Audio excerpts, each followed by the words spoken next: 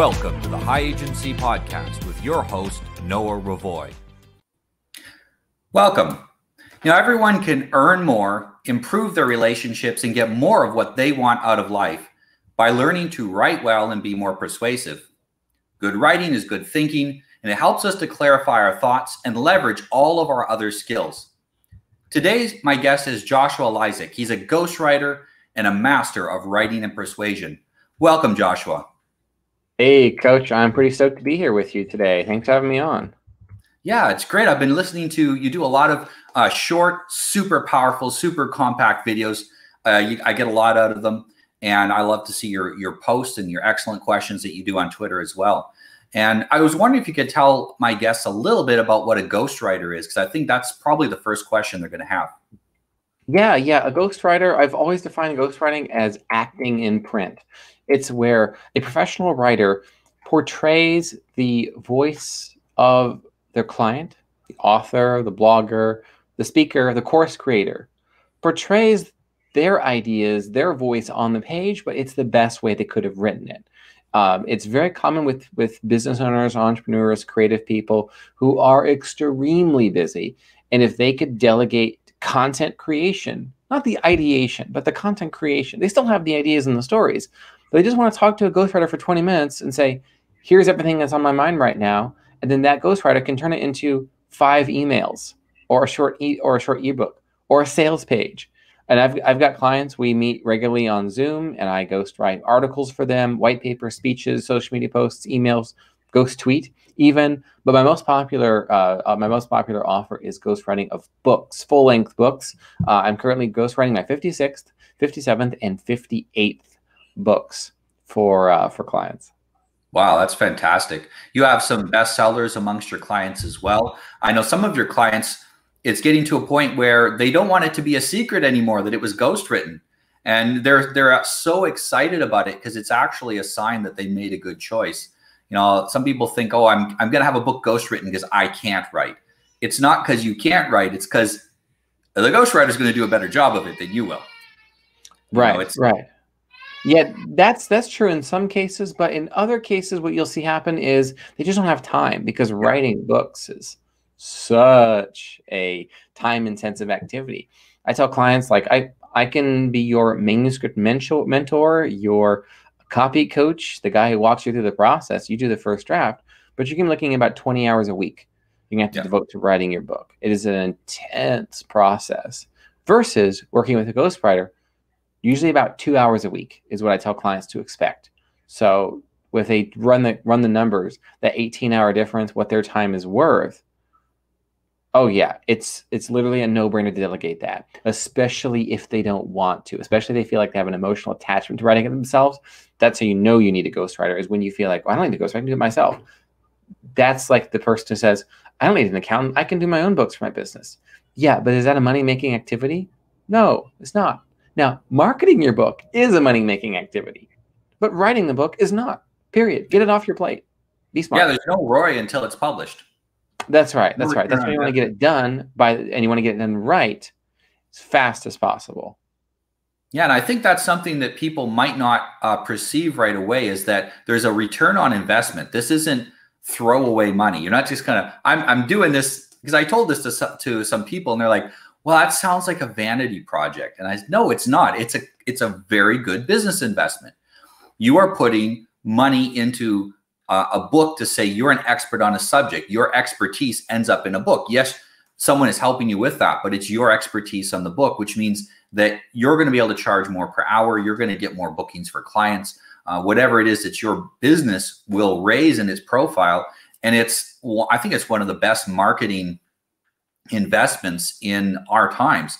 Marketing as a whole is become very complex right now. We got so much stuff thrown at us on social media all the way to television, if anyone still watches that, and we're overwhelmed, and people have learned to turn off.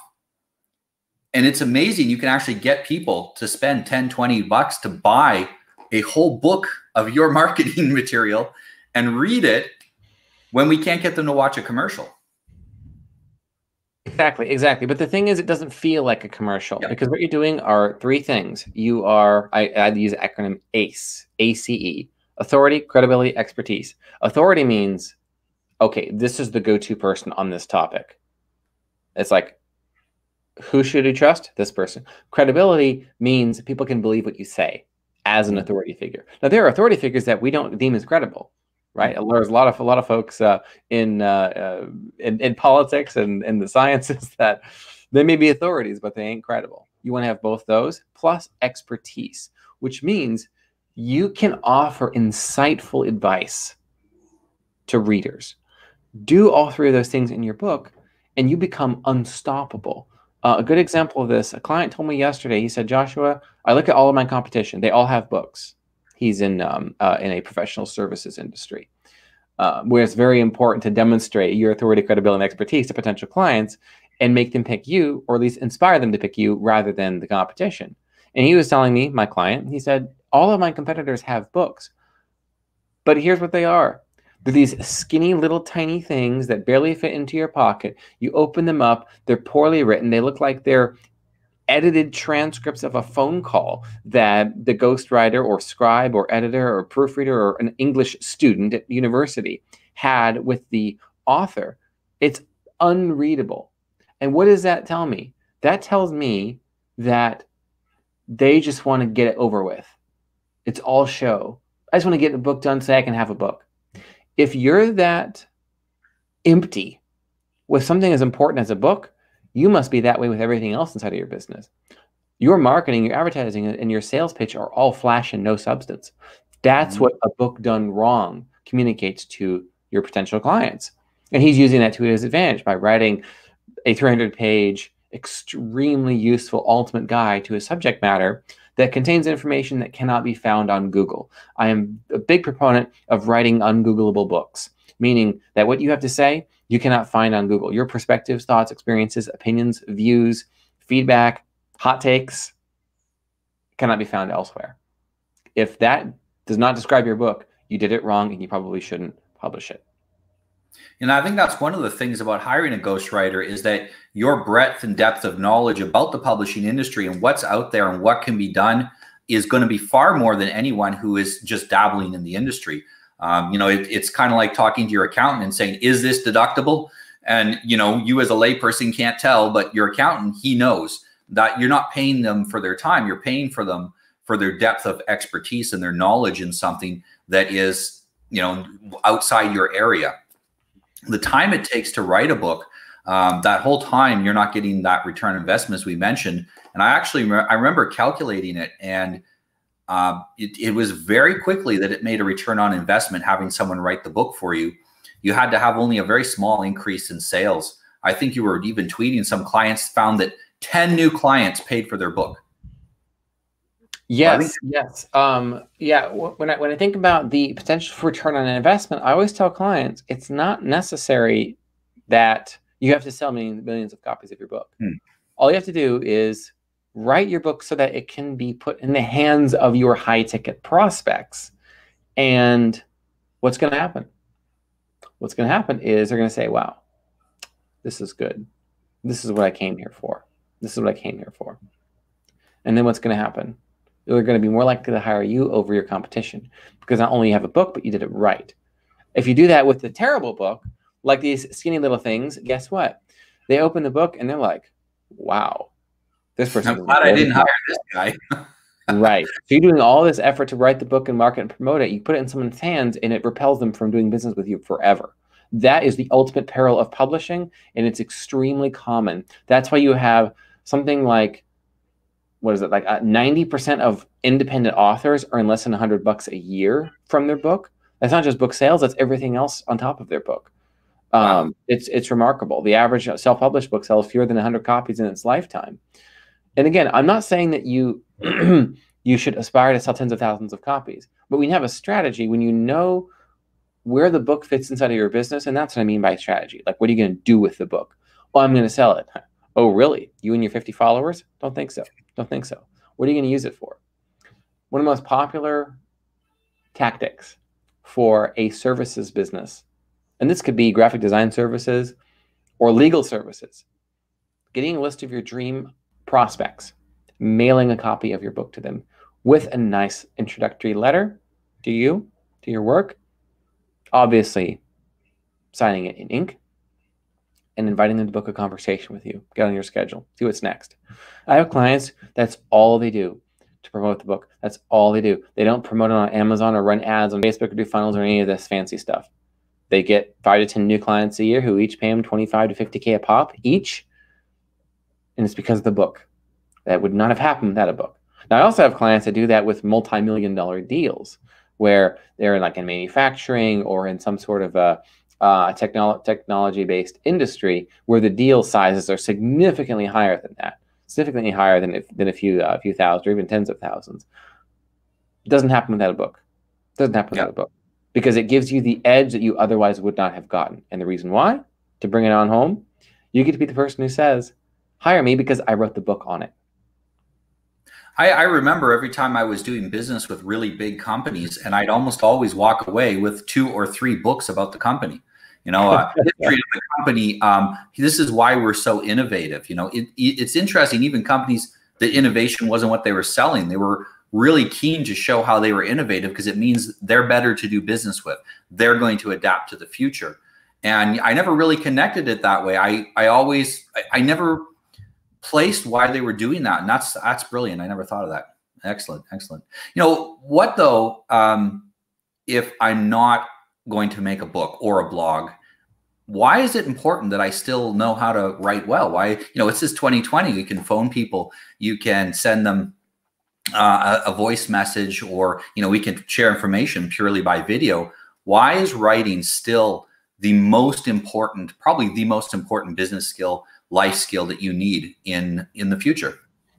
Yes, because especially when we're doing less face-to-face personal interactions and there's less conversations, guess what? In spoken communication, the words you use is only 7% of the message. When you're talking face-to-face with someone in person or over the phone or over Zoom or what have you, all of the context is present with body language and verbal tone and inflection and pauses and pacing. If you transcribe exactly what was said in a conversation, 93% of what was communicated is gone because it's only the words that show up in the transcript. It's only the words that show up in the transcript.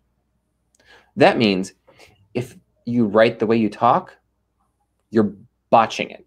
You're doing it 93% wrong, meaning you're only getting across 7% of what needs to be said. So a lot of authors would be like, well, you know, my voice is so distinct. I have such a powerful author voice. I can't possibly trust a ghostwriter editor with my voice. Okay, guess what? I look at what they wrote. It sounds like they said it to a friend of theirs at the coffee shop. The problem is it reads exactly like they said it to a friend at a coffee shop, and it's unreadable in print. Now, it would work great as an audiobook, maybe, and I do advise clients to do audiobooks. But by itself, it's like, yeah, that's a little cringy. So the art of and science of persuasive writing is taking the literal words of that you want to get across, the message you want to get across, and expanding it to include all the other points of meaning that need to be in that message to get across what you want to say. So it's not just the literal words, the thought that's in your head that you want to put down and get it into someone else. It is, how can I best present this 7%? Like the literal message that I would have spoken had I been working at the office with that person or had my regular meetings with them in the office. But now it's digital. Now everything is Slack or email or what have you, or, you know, docs back and forth, whatever. If you cannot be the most effective communicator and bring back that 93% that it would otherwise be missing, then you're missing out on incredible opportunities to persuade, to win people over. And that gets to what I see persuasion as. Manipulation is trying to trick people into doing what you want them to do that's not in their best interest. Persuasion is basically entering the conversation already happening in someone's head and being a trusted voice in that conversation and leading them to a mutually beneficial outcome. I know that there was a lot there, but that's because persuasion is complex. It's extremely complex. And that's what I've intended to do with programs like The Best Way to Say It, is to simplify a persuasion. Bring it down to only the things that you need to know about it so that your writing can be instantly improved, so that you can persuade more. Yeah, I always describe it as the difference is reciprocity. In persuasion, it's reciprocal. You're offering something and asking for something, and it's mutually beneficial. And manipulation is parasitical. It's one-sided. Someone's trying to take something from you. And it's really, really important that we learn how to be persuasive in life in general. I used to work as a business coach, and so I would follow around CEOs, mid and higher level executives, and try to figure out why their departments weren't working. And the two things that I discovered were almost always missing were their ability to write well was lacking, and their ability to persuade. So they could make a list of things they wanted done, but they couldn't get anyone excited about doing them. You know, they couldn't even explain to people why those things needed to be done. And so what happens is you just don't get any commitment or buy-in from your workers, and they lose interest quickly. Money is not enough to motivate people. They need to be a little bit emotionally motivated. They need to be excited about what they're doing. And even if you have a face-to-face meeting, there has to be written follow-up.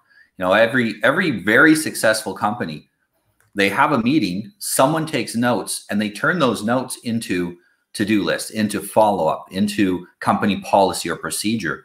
And that's essential to actually get action out of those meetings.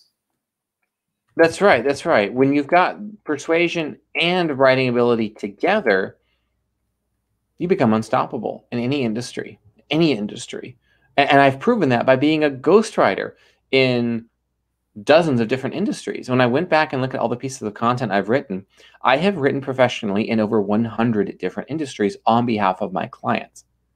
It is the ultimate recession-proof, coronavirus-proof talent, is being able to effectively communicate an idea to its intended audience, whether that audience is literally children, or it's the C-suite of the Fortune 500, or it's academics. And I can do all of that because I understand how to take a message that's in your head and then bring it into words and then translate it so that it can be easily inserted into someone else's mind. It's literary inception. If you recall that Christopher Nolan film Inception, you're putting an idea inside someone's head and then making them feel like they have ownership of it. That's persuasion. That's what I do. Absolutely. You know, it's funny how often that movie comes up in conversations that I've been having lately, because that idea of putting ideas into people's heads and helping them then to see it is very powerful. You know, we often don't even understand the ideas in our own head until we write them down. Writing is kind of like a sort of magic. You take something that doesn't exist in the real world. It's just a vague thought in your head. You write it down on a piece of paper, and now it becomes a physical object. It's starting to become real. And I think for a lot of people, improving their ability to write, even if they never share what they're writing, and they're just writing about what they want to do, about their own life, about their own thinking, is a big part of developing agency and creating the ability to control what you are thinking and to know what it is you really want. A lot of people don't know until they write it down. And I'm always surprised. It's a big part of the course that I do with people for agency is that they need to write things down. And I even prefer if they can handwrite it, because there's a kind of connection between your brain and your hand when you're writing things down that helps you to remember it. And also it makes on-the-fly editing difficult, which means you tend to get the truth out. We don't accidentally edit out the truth trying to hide something. We just write it out as it comes. That kind of brain dump that you mentioned is extremely important to good writing at the very beginning. But it really is important to clear up our mind. I think the more that we write, the more clear our thinking becomes. Because just like we're structuring things in the paper, they get structured in our mind too. And it helps us to sharpen our thoughts and sharpen our instincts and to explain things verbally as well. You know, you write, you get better at speaking. And we used to have this as part of public education. You had rhetoric, you had to argue in front of the class the things you believed in. There were debates, and there was a lot of critical writing, not where you would tear down something, which is what they mean often now, but where you would figure out what it really meant. What does this mean?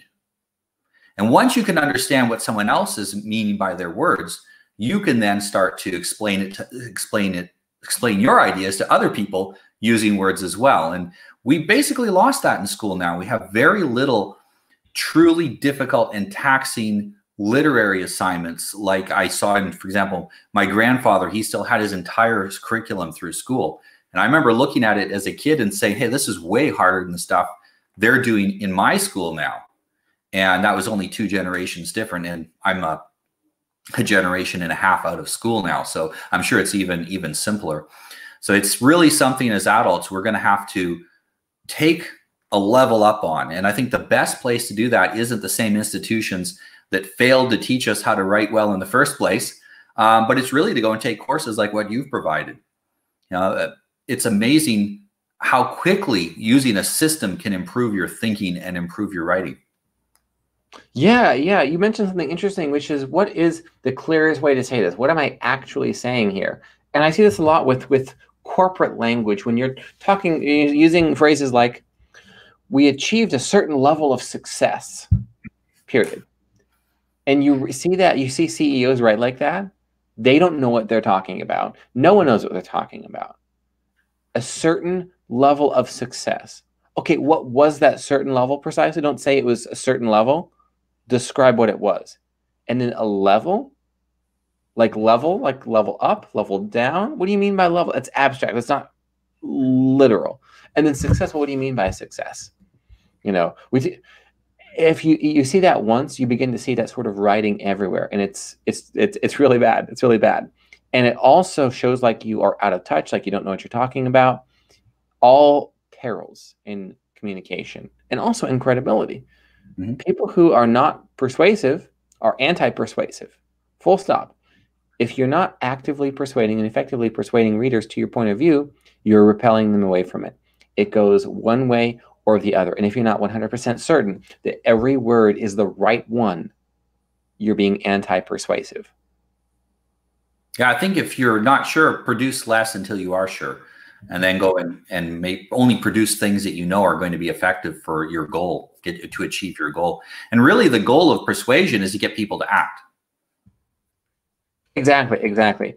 And acting in such a way that is decisive, which can sometimes mean absolutely not, I'm going to unsubscribe. And that's okay. You don't want to associate with people who want nothing to do with you or your kind. And that's fine. That's fine. Yeah, I think that's one of the things that I really had a hard time with new businesses that I was consulting with, is to tell them, you don't want that client. That client is notorious for not paying, or whatever the problem was. They have a bad reputation. Look at their credit score. Don't do business with them. And all they saw was potential business. And I think the way that they communicate, I would tell them to communicate with them in a certain way where you don't have to tell them no. They understand that their bad behavior won't be tolerated and there'll be consequences, and they don't want the consequences. They'll just go away. And that was pushing away the wrong kind of clients is almost as important in persuasion as pulling in the right ones as well. Exactly, exactly. Versus just being kind of vague and, okay, well, that's great. For example, I am regularly dispensing harsh advice on Twitter and on YouTube. I make no bones about the fact that I have very little respect for the vast majority of my competition, usually because I'm not the first ghostwriter who gets chosen. Meaning, I'm sometimes the second or third or fourth, or in one case, the 13th ghostwriter that was hired by an author. And they just had ghastly experiences with the first ones. Either they edited out their voice, claimed to have expertise in the industry, and all they were just doing is copying and pasting Wikipedia articles and tweaking the words. Seriously, there is an alleged New York Times bestselling ghostwriting. He claims to have something like hundreds of books ghostwritten. I saw a sample because I now have one of his ex-clients who had promptly fired him after seeing that the opening chapter he sent him was literally copied and pasted from Wikipedia with a few words changed. A New York Times best-selling ghostwriter. And then there are these self-publishers, these vanity presses, who claim, we'll help you get all your publishing dreams come true. And all they do is open you an Amazon Kindle Direct Publishing account, pay $75 on Fiverr to create a cover, slap it on your book cover, put it on Amazon, and call it publishing. That's not anything close to what actual publishing is. That's a scam. It turns out that I have, I believe, on both YouTube and Google, the top search results for ghostwriting scam, ghostwriter scam, publishing scam, those sorts of keywords, because I have pointed out the strategies that these scammers use to entrap aspiring authors. So that's one of the things. If you're like, oh, I don't like that energy, he's not being nice. I'm not here to be nice. I'm here to tell the truth. And so never hire a nice consultant. Yes, yes. So if there are aspiring authors, I want somebody friendly who can, they can inspire me. That's not me. Okay. If you want this to be a profitable venture and not one that you regret for the rest of your life, I'm your guy. But if you don't care about that, and it's better to, work with somebody who feel like basically like a life coach who can tell you, oh, you're just trying so hard. Good for you. Pat on the back. There are ghostwriters out there like that, but that is not me. That is not me. And I'm okay with people hearing that and saying, oh, Josh was such a jerk. Well, we're better off going our separate ways then. There's somebody else who wants to be successful with their book, and it's probably a competitor of yours. And I'm okay with them eating up your market share, Mr. Client, Miss Client. Yeah, I think even for life coaches, if that's all you're doing your client a disservice. It's our job to tell people the truth, even when the truth isn't pleasant. And that's, if you don't like that, go talk to your mom and she'll pat you on the head and give you some milk and cookies and you'll be 8 years old again. But for adults, we need to be able to hear the truth. And, you give a review of my book. I really appreciate that, you privately.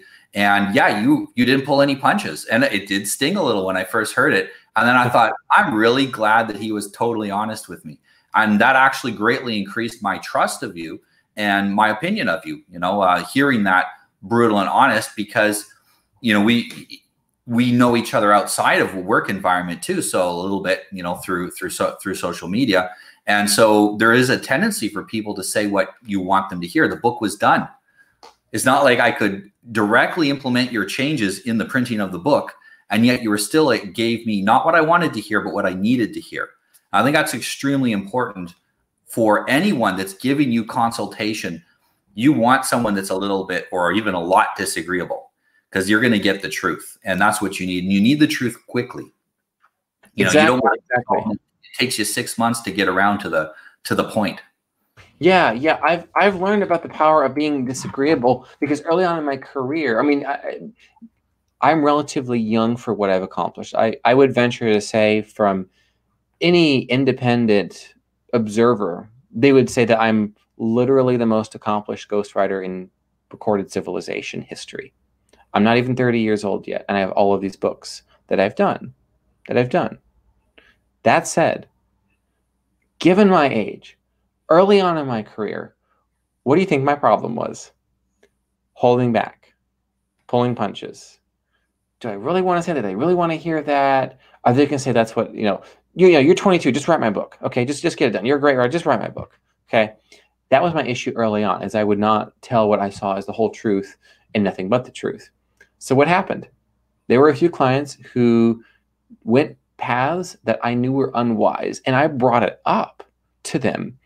But they said, well, my buddy has a lot more years in business than you do, and he says this, so I think he's right.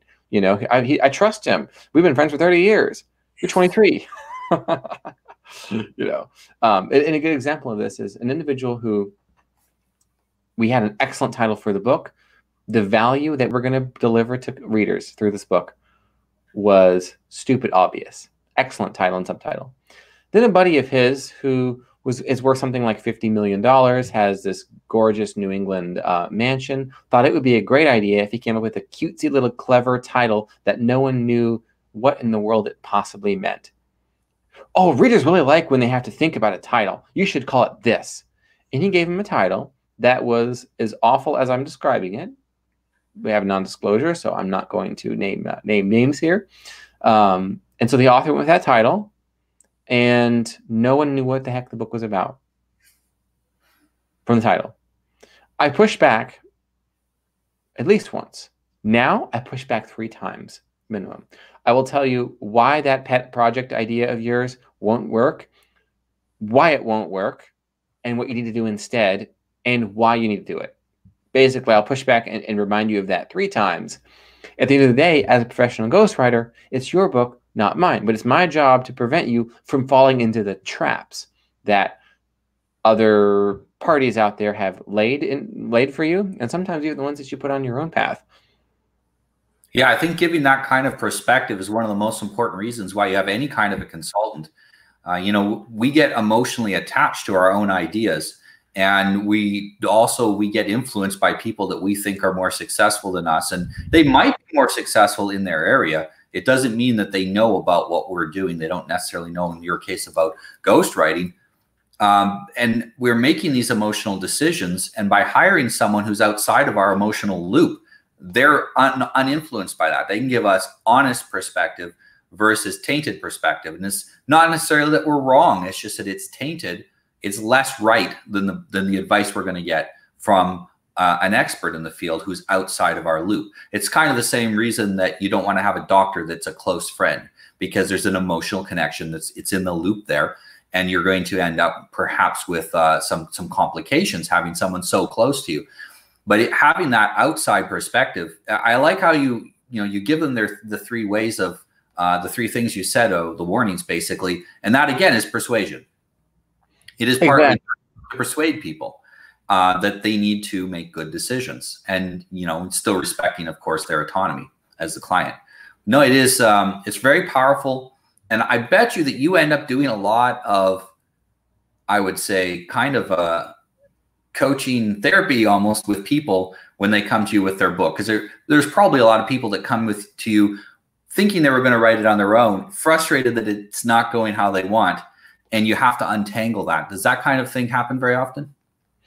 Yeah, that's a good way to describe it. What I see a lot with pretty much every ghostwriting project is we begin with a vague idea that they want to go somewhere. They kind of see where it can go, but they face the strange paradox of writer's block. And that's what writer's block is. It's a paradox.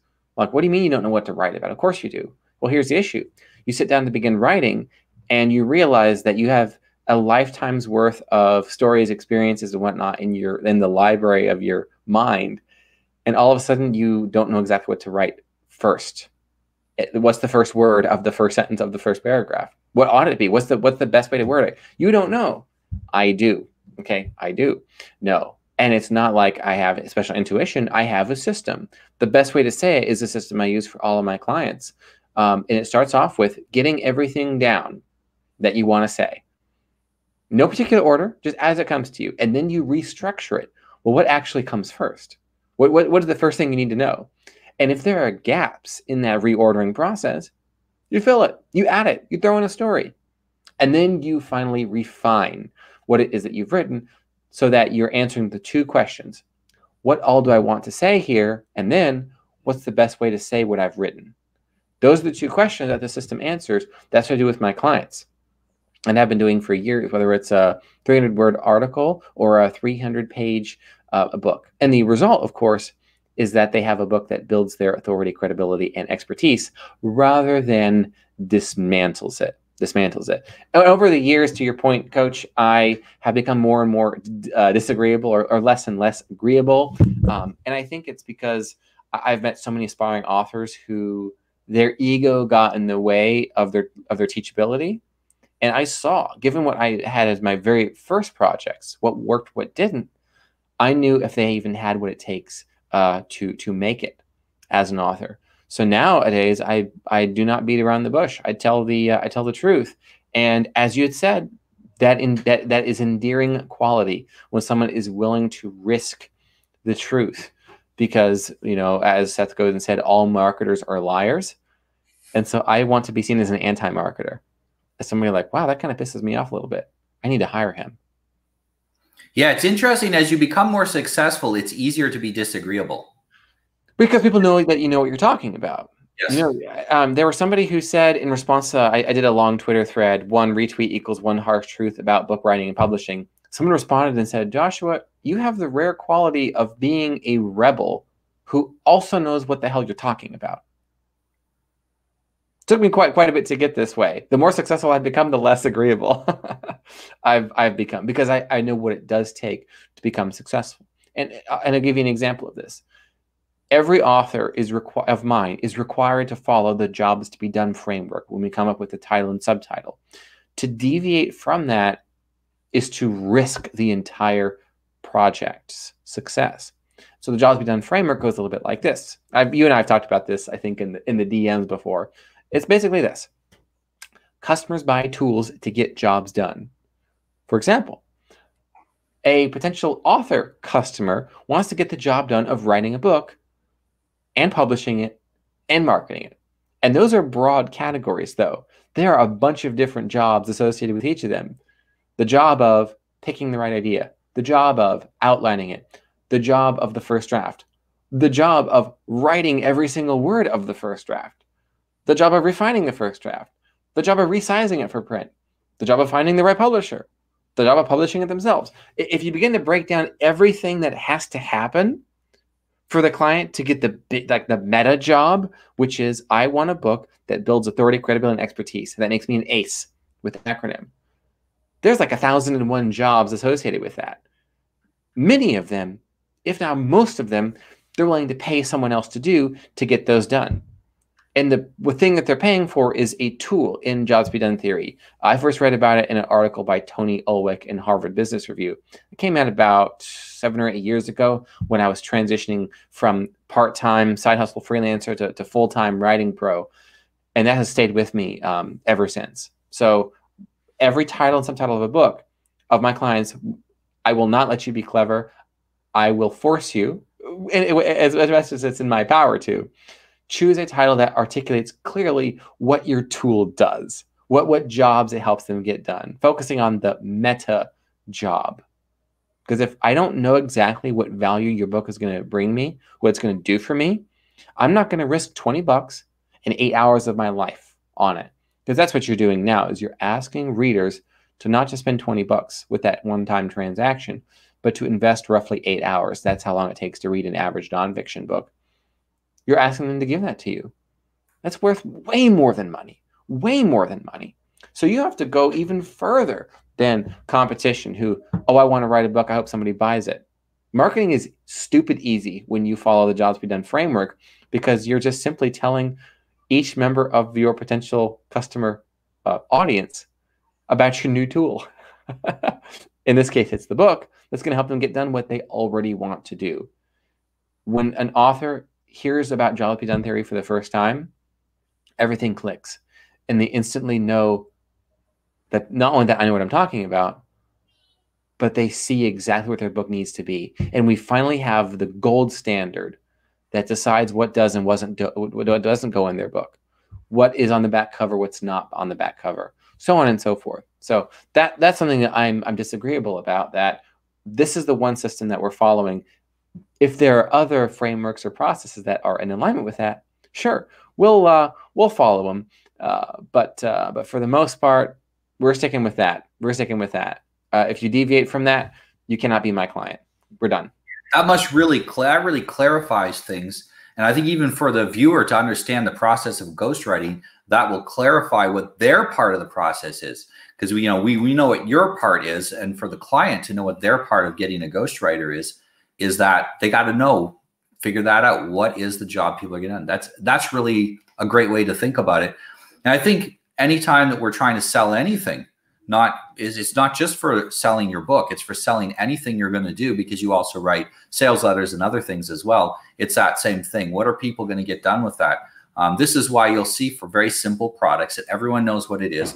You don't need sales copy to sell a hammer. Everyone knows what a hammer is. That's a thing you hit nails with, right? It's a thing you break stuff with. It's very simple. You know what it is. If only all products were as simple as a hammer, it would be easy to sell them. It's a hammer. It's a bigger one than the other hammer. And that would be the description. And oftentimes when people are writing a book, I knew when I was writing my book, there are concepts in the book that I know that most people don't know. What is agency? At the time I started writing the book, it really wasn't in common vernacular. A lot of people that were in the self-improvement sphere were using it, but it wasn't so common in the general public. And I do starting to see it now seeping out into the general public, into people's consciousness. But it's very difficult to write a book on a subject. And I wish I'd had you as a resource before I'd started writing my book. I guarantee you it would have turned out differently. Version 2 will fix it then. But knowing that job's to be done, you can start to say, hey, maybe I don't need to use that name in the name of the book. Maybe I need to simplify that down into words that people know. And that's one of the other things you talk about is writing at a 5th grade level, I think. Yes. Writing at 5th grade level so that even a kid can understand exactly what it is that you're offering, what it means, what it's about. And the reason why is people are busy. They're busier than they ever have been before. So if you're coming along and simply saying, hey, here's this really cool, exciting new tool that you need to learn about. In this case, maybe it's agency. I have no idea what that is. Yeah. Anyway, it's definitely in-group language. It would be considered jargon, meaning there's specific people who know exactly what that is and why they want it. But a book is a product for the mass market. I like to give the example, 7 Habits of Highly Effective People. Everyone wants to be an effective person, right? 7 Habits of Highly Effective Middle Managers at Fortune 500 tech companies whose headquarters is in Silicon Valley. That is not a commercially viable book. It's just not. It's not. Maybe that is a $997 course. That would be cool. That's kind of like an upsell for a very, very particular type of a niche. But for the general audiences with a $20 product like a book or an audiobook, you got to keep it general. You got to keep it broad. You got to keep it to as many people who can consume this information and get use from it as possible. That's a winning book idea. If you're not broad like that, and also making it stupid obvious what the value is. Like, you're going to become a highly effective person, and here are 7 ways to do that. And then the subtitle goes even further to explain that value. There's no guesswork. There's no guesswork. And I think that's why so many authors have issues with titling their books or even writing their own synopsis or book description or blurb or promotional copy, is they don't actually know what their books are about. Yes, they know it's in the books. But when I ask an author who often will maybe have a book already written, I'll ask them, so what jobs is your book getting done for your customers? What is your tool doing for them? Deer meet headlight. They have no clue. They have no clue. Well, my book is about, it's about a new philosophy for living in the world. Okay, what is that philosophy doing for readers? Well, it's going to inspire them. How is it going to inspire them? Because it's just unique and it's new and it's fresh. Okay, what about its uniqueness and freshness is going to offer value to them that they cannot get on Google or from Jordan Peterson? Deer meet headlight part 2. Okay. So thinking about jobs to be done from the very beginning, that this is a book that is going to be doing things for readers that they already want to do. It just happens that I have the best way to get it done. And a good example of this is the way I title my own course, The Best Way to Say It. This is a persuasive writing system that will teach you the best way to say anything with epic persuasion, from 300-word blog posts to 300-page books. It BS proofs your content. It makes you look like a credible person, an authority, the go-to expert. And it's because of the quality of your writing. Your writing will have never been clear. And I've got like 300 testimonials burning a hole in my Google Drive space right now for people who've gone through the program. It's remarkable. People selling their first products online forever. One guy, he regularly does sales emails once a month. He went through the system. He rewrote the sales email he was going to send. He sent it a second time, and he sold 70 times the number that he had sold in any of the previous 12 months on a rolling average by rewriting a sales letter according to my system. That's the power of The Best Way to Say It. And it's not just for that. It's also for personal projects like cover letters to send ahead with your resume. It even works for that. And I always joke, is there anything The Best Way to Say It cannot do? We still haven't found that the answer is no. Well, I always joke that for men, it's super important to be persuasive, even for married men, because a big part of managing a family is persuading everyone to cooperate and work together and to get along. And, persuading children is the peaceful way to raise them, instead of hitting them into submission, which is what used to be what was popular. It was it was a manipulation, really, or manipulating them emotionally, which is what a lot of people do today. When you persuade your children to go along with the family plans, or even you allow them to persuade you sometimes, you end up with a peaceful relationship with them. It's mutually beneficial, and you get a much stronger level of cooperation. And I really see this with my wife. You know, if I don't explain what I want, I'll tell her what I want, but not why. If I do that, then she may or may not do it. She might say yes, but she may or may not do it. If I persuade her, because women will say yes, even when all that they mean is stop bothering me. And then you get it. They go and they do the thing because they were persuaded, not just because you said, oh, please get this thing done. And I find that for even in private life, being good at being persuasive makes your relationships better. You know, people will start to enjoy having a conversation with you because they're going to come away persuaded to take some action that's probably beneficial for them. Right. And you know, that's something that I've always enjoyed, is having conversations with people and then seeing how that maybe changed something that they did. And they'll message me back and go, yeah, I finally went and talked to that girl that I was nervous to. I messaged her as soon as I got home, you know, that I wanted to talk to, or whatever it happened to be. And there's a lot of joy in being a persuasive person. You know, you get to see other people benefit from your advice. So it's really something. That's why I said it's about all the relationships in your life, all the interactions that you have. Being better at being persuasive makes a difference. And I really appreciate you joining me for this this interview today. And you've probably persuaded a lot of people to buy your course, and they can do that using the link that's in the description. And I've had a few clients actually purchase your course. And that was the very first time that I heard about it, because they came to me raving about how, oh, you got to buy this course. It's great. I want to be a ghostwriter now. Or they wanted to write sales copy or whatever it was.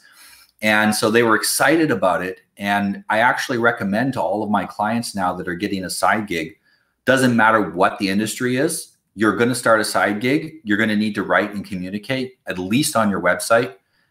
Go buy Josh Lisec's courses. You know, if you're not sure about the one, buy the smaller one if you're not sure, and then you're going to get that value. Go buy the bigger one. You know, yeah. You mentioned the smaller one. That is a 46-minute training I put together called "Write This, Not That," and that's where I go through what I see as the top 45 anti-persuasion mistakes that show up in a final draft of an article, an email, a cover letter, a sales page, a book, even. Do these 45 things and you will come across as anti-persuasive, meaning you will diminish your authority, dismantle your credibility, and asinine your expertise. You don't want to do those things. So it's very much a loss aversion pitch that I give for Write This, Not That. Basically, like, you know, are you the emperor with no clothes? Are you the writer with no persuasion? Really? That's what and it's $27 US in US currency. Best way to say it is $99. People keep saying this should be at least 500, if not 5,000. Joshua, what the flip are you doing? It's 12 hours of stuff. Much of the content is where I'm walking through a piece of content I'm actually working on in front of you, so you can see it done in real time. It's not just a course, it's a demonstration, and it's a step-by-step process I teach you how to follow with every piece of content. And if you're going to do it, make sure you get them through either of them through our Man Coach's links here. With that, I'm about to scoot. Anything else before we say a bid farewell for today, Coach? No, that was great. Thank you very much for joining us. It's been fantastic. And I'm looking forward to collaborating with you in the future on my next book. You bet. It'll be a pleasure. Thanks for having me on. It's been dandy. Take care. Bye-bye.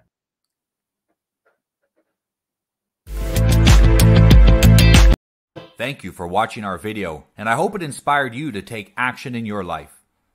Please subscribe to our channel and like this video to get more agency building content. The real secret sauce is in our newsletter. Click on the link in the video description below to sign up. I promise I won't flood your inbox, and anything that we do send you will be of high value.